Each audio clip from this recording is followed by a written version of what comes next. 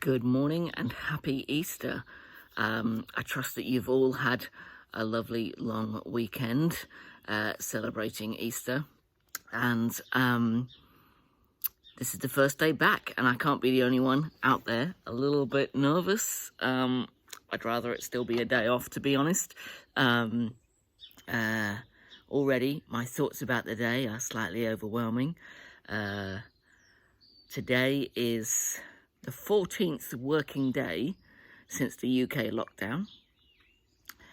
It's not the 14th day of lockdown. It seems like it's many, many more than that. But it's the 14th working day. And I'll be honest, I'm struggling a little bit at my end. But I just wanted to pick up briefly with you the last video's point about making a list. This is where it sounds like a great idea, but where it requires great discipline for the list method to really help you out. So take shopping, for example. One list, one trip seems quite simple. You can break that down. You can gauge your progress through the shopping trip by the number of items checked off. Brilliant, fantastic. One isolated example, the list is working well. The trouble is, I find, is that life and my working day is a little bit more complicated than one shopping trip. I might get a number of different interruptions, some of them good, some of them distracting, some of them helpful, some of them unhelpful. Many of them will take me way off from that first initial list of what I thought I was going to do with my time. And this is where you really need to engage with some discipline, and that is to make sure that everything ends up on the list and that you continue to return to the list, even if you get pulled away from it, even if you get distracted, even if items on that list suddenly become null and redundant. It's really important. The list is only going to work if it's up to date and it's your source for planning. Now, there's many different methods that people can use, both digital and not, from Kanban boards like Trello to more traditional lists like Wunderlist, although that's being bought out.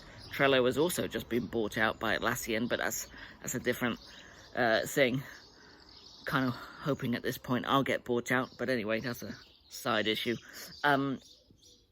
But yeah, so there's loads of different ways, and you need to find the way that works for you. But the only way a list is going to work is if it becomes your source for planning. So it needs to be up to date, it needs to be relevant, and it needs to be. You need a good method for when you've got so many ticked off items that you need to move to a clean one.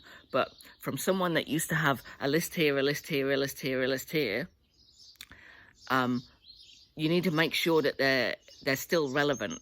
I don't like that method anymore. I like kind of one list that's like an overview, even if there's then a more detailed list when I go to that task. Because the risk with lots and lots of overview lists is by the time you come back to another list, it's so out of date. There's so many things on there that the list itself is a source of stress, because it just seems overwhelming. And that's really, at this point, when we're all locked down, working in isolation, that's what we're trying to manage. We're trying to manage ourselves, and we're trying to manage our stress points to avoid us from getting too overwhelmed. You might wonder, why is Matthew mentioning this? It's because I'm getting overwhelmed. But yeah, so that's really where we're up to at this point, is the techniques and tips that you can really focus on and make your own, that help you to manage the many different distractions and many different demands for your time that there are at this time. I hope you have a great day. We'll speak again soon. Bye-bye.